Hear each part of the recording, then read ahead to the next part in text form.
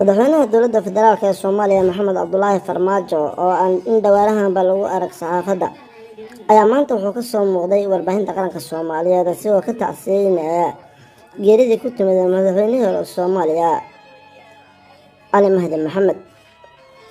haddaba waa kan madaxweynaha oo ka tacsiinaya madaxweynaha. bismillaahi raxmaani raxiim. innaa lilaahi wa innaa ilayhi raajicuun. waxaan tacsi tiiraanya leh aan u dirayaa qoyskii, qaraabadii iyo dhammaan ummadda Soomaaliyeed ee uu ka baxay Allah u naxariistee madaxweynihii hore ee dalka marxuum Cali Mahdi Maxamed oo ku geeriyooday dalka Kenya. waa geeri xanuun badan oo si weyn ay u wada dareemeen shacabka Soomaaliyeed meel kasta ay joogaan. Allah u naxariisto madaxweyne Cali Mahdi waxa uu door weyn ka soo qaatay dowladnimada dalka. waxaan ku xasuusannahay sidii ay uga go'nayd in dib loo soo celiyo dowladnimada Soomaaliyeed oo uu dadaal muuqda uu ku bixiyey. waxaan muddo 3 cisho ah aan hoos u dhigi doonnaa calanka jamhuuriyadda si aan u muujinno murugada geerida xanuunka badan ee ku timid madaxweynihii hore ee dalka, iyadoo la magacaabayo guddi qaran oo ka soo shaqeeya aas qaran oo loo samayn doono marxuumka si loo maamuuso dadaalkii uu ku bixiyey dalka iyo dadka Soomaaliyeed.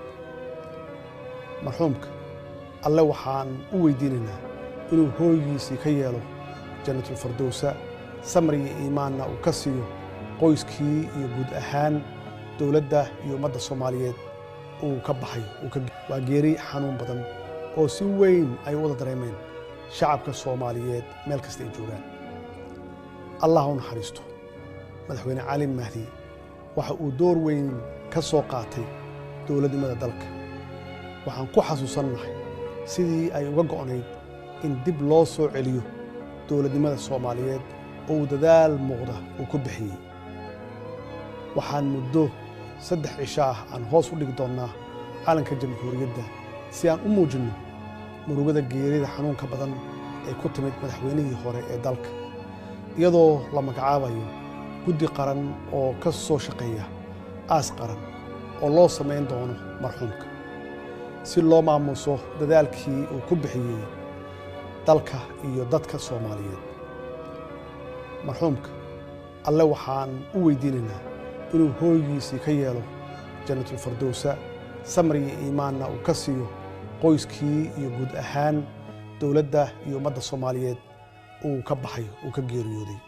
wasalaamu calaykum waraxmatullaahi wabarakaatuh.